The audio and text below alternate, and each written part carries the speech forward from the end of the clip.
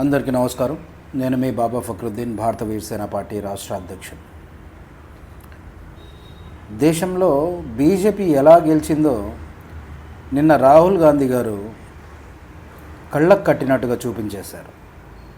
Vote చోరీ, ఓటర్లని మభ్యపెట్టి గెలవడం ఒక విధం, లేకుంటే వాళ్ళని మతం ఉచ్చులో లాగి మీరు మాకు బీజేపీకి ఓట్ చేయకపోతే హిందువుల్ని కాంగ్రెస్ నాశనం చేస్తుంది, హిందుత్వాన్ని నాశనం చేస్తుంది అని చెప్పి ఓటు అడగడం ఒక పద్ధతి.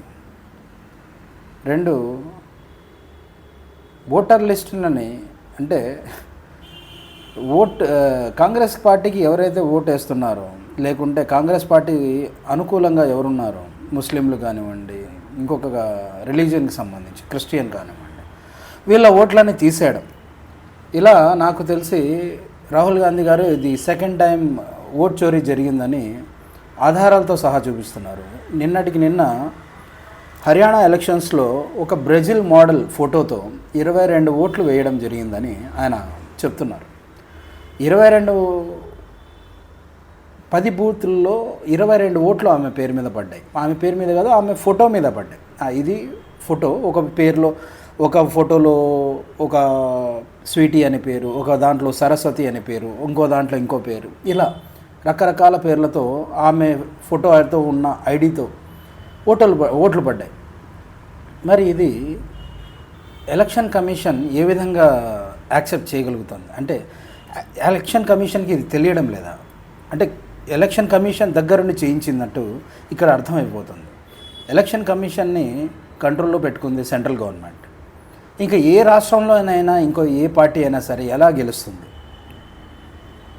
ఇక్కడ ఏంటంటే మోడీ హవా అని ప్రజలు కొంతమంది ఈ బీజేపీకి అనుకూలంగా ఉన్నవాళ్ళు మోడీ అందుకని గెలుస్తున్నారా? కాదు. ఇలా ఓట్ చోరీ చేసి ఓటర్లను మభ్యపెట్టి అవతల పార్టీకి అనుకూలమైన ఓట్లు తీసేసి గెలుస్తున్నారు.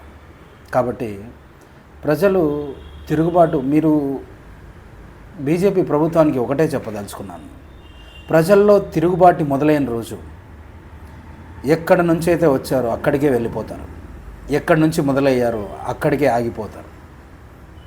ఖచ్చితంగా ఆ రోజు వస్తుంది. నీతికి, నిజాయితీకి, ధర్మానికి ఈ దేశం ఎప్పుడు కట్టుబడి ఉంటుంది. ఏ రాజకీయ నాయకుడైనా నిజాయితీగా గెలవాలి, ఏ పార్టీ అయినా నిజాయితీగా ఓట్లు అడిగి గెలిచే సత్తా ఉండాలి. అంతేగాని ఇలా ఓట్ చోరీ చేసి కాదు. ఇంకో విషయం, ఓట్ చోరీ పక్కన పెడితే వీళ్ళ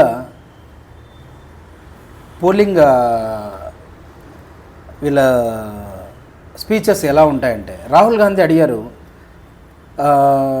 ఇక్కడ చదువు చెప్పాలంటే ప్రతి దానికి చదువుకునే పిల్లలకి ఉద్యోగాలు లేవు, గవర్నమెంట్ ఉద్యోగాలన్నీ లంచాలతో అమ్ముడుపోతున్నాయి, కాబట్టి వాళ్ళకి సరైన విధి విధానాలు కల్పిస్తామని అంటే యోగి ఆదిత్యనాథ్ వచ్చాడు, ఉత్తరప్రదేశ్ సీఎం వచ్చి ఏమంటాడు, మీరు బీజేపీకి ఓటు వేయండి, రామ్ లల్లాని దగ్గర నుండి చూసే అవకాశం కల్పిస్తాం.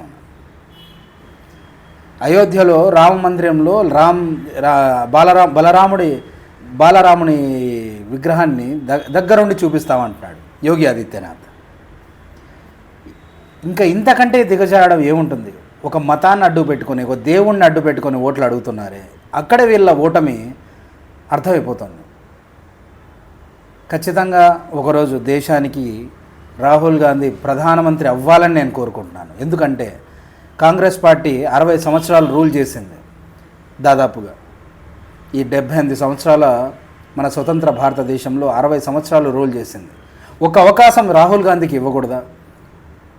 ఒక అవకాశం కాంగ్రెస్ పార్టీకి ఇవ్వకూడదా అనేది ఇక్కడ ప్రశ్న. చాలామంది లేదు, హిందూ మతం ప్రమాదంలో పడుతుంది అని. 60 ఏళ్లలో పడని హిందూ మతం ప్రమాదంలో ఇప్పుడు పడుతుందా? దేశం కోసం ఆలోచించండి. ఓటు వేసేటప్పుడు మన మతమా, మన కులమా, మన జాతి, మనం ఇది కాదు ఆలోచించాల్సింది. సమర్థుడా, నిజాయితీపరుడా, ఇది ఆలోచించాలి. జై హింద్.